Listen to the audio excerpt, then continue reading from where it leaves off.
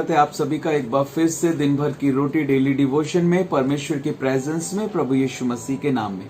Hallelujah.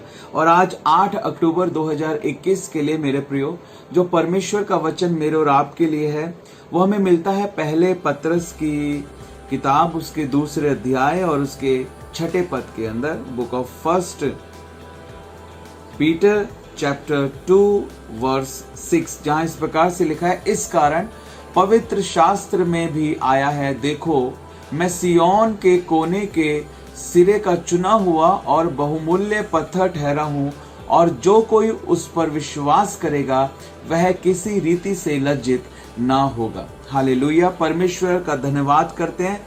प्रभु यीशु मसीह को जिसने पाया उसने ज्योति को पाया, और परमेश्वर ने कभी उसके मुंह को काला नहीं होने दिया। हालेलुया। परमेश्वर हमें कभी भी लज्जित नहीं होने देता है।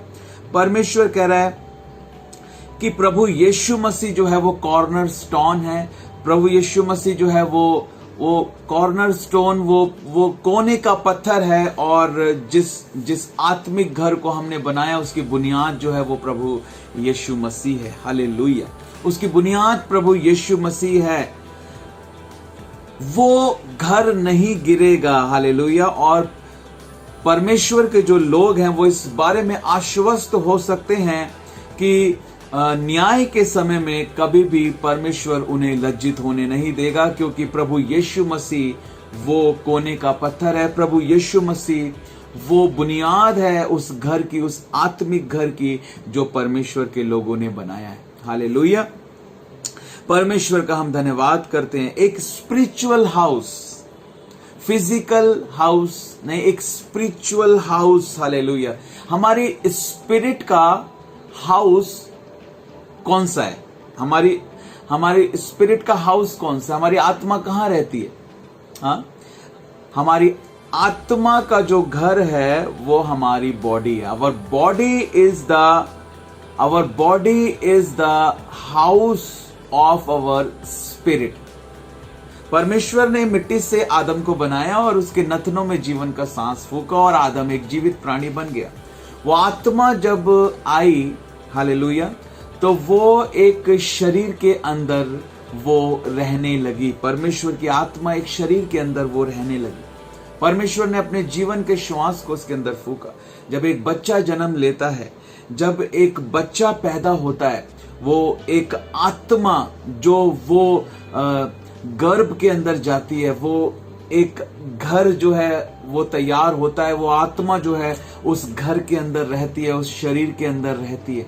हालेलुया। वो घर बढ़ता जाता है। हाँ, वो बच्चा बढ़ता जाता है, वो बड़ा आदमी बन जाता है, वो घर बनता जाता है। और वो घर जब खत्म हो जाता है, जब शरीर मर जाता है, जब शरीर खत्म हो जाता है, तो वो आत्मा जब तक उस घर में रह रही थी, अब वो आत्मा उसमें से निकलकर जिस परमेश्वर ने उसको दिया था उसके पास वापस लौट जाती है। हालेलुया। तो स्पिरिट का जो हाउस है, वो हमारी बॉडी है, हमारा शरीर है। हालेलुया।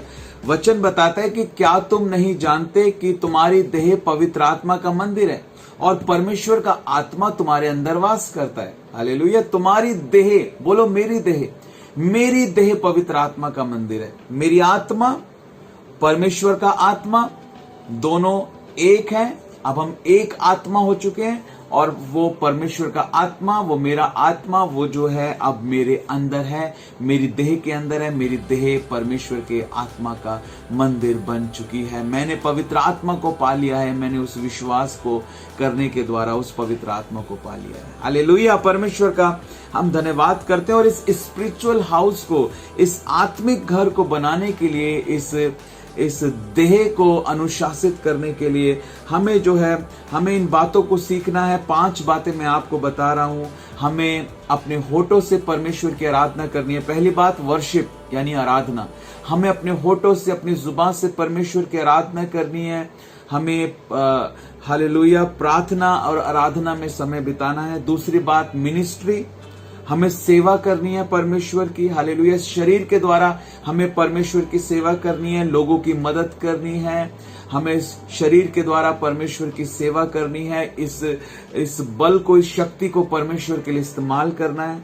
तीसरी बात, इवेंजलिज्म यानी सुसमाचार सुनाना है। हमें इस शरीर के द्वारा, इस देह के द्वारा सुसमाचार को सुनाना है। हमें लोगों को प्रभु यीशु मसीह के प्रेम के बारे में बताना है। एक चौथी बात, फेलोशिप।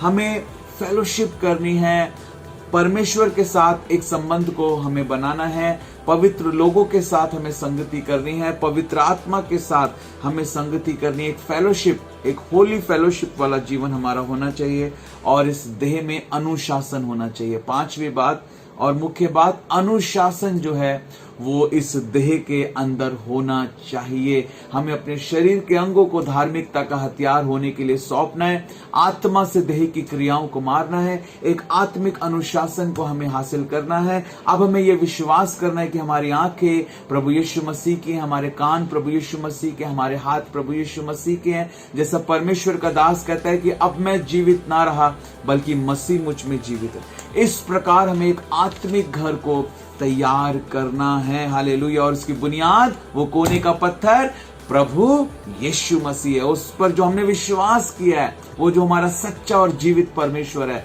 वो विश्वास जो हमने किया है, वो बुनियाद हमारी प्रभु यीशु मसीह है, हालेलुया। उस घर को हमें बनाना है, उस घर को हमें तैयार करना है पवित्र आत्मा की मदद और सहायता से। और एक समय आ रहा है जब हम महिमा पाएंगे, हालेलुया।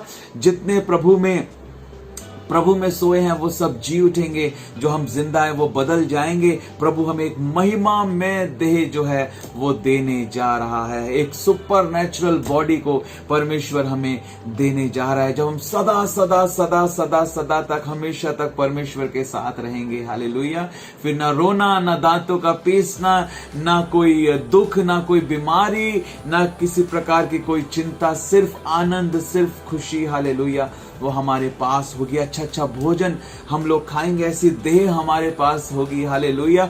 अच्छे से हम रहेंगे परमेश्वर के साथ, परमेश्वर की रोशनी में, परमेश्वर के आनंद में, हालेलुया। हुल्लड़ हम गाते रहेंगे, परमेश्वर की आराधना सदा हम करते रहेंगे। आमीन। तैयार हो जाएं, उस आत्मिक घर को बनाएं। परमेश्वर कह रहा है तैयार हो जाओ, जागते रहो और तैयार हो जाओ, हालेलुया, क्योंकि दूल्हे के आने का समय आ गया है। प्रभु का आना बहुत निकट है, हमें तैयार होने की जरूरत है। परमेश्वर आप सबको इस वचन के द्वारा बहुत आयत के साथ आशीष दे। तो यही प्रश्न आज के इस डेली डिवोशन में मैं आपसे पूछना चाहता हूं मेरे प्रियो, कि उस आत्मिक घर को बनाने के लिए कौन सी 5 बातें हैं जो हमने आज सीखी हैं। जरूर बताएं कि वो कौन कौन सी 5 बातें हैं, ताकि हम उस आत्मिक घर को बनाएं जिसकी बुनियाद प्रभु यीशु मसीह है और हम प्रभु के आगमन के लिए तैयार हो जाएं। God bless you. जरूर आंसर दें। शत्रु आपको रोकना चाहेगा, परमेश्वर चाहेगा कि आप करें। देखते हैं आप शत्रु की बात को सुनते हैं या परमेश्वर की बात को सुनते हैं। परमेश्वर आपको आशीष दे। Thank you and God bless.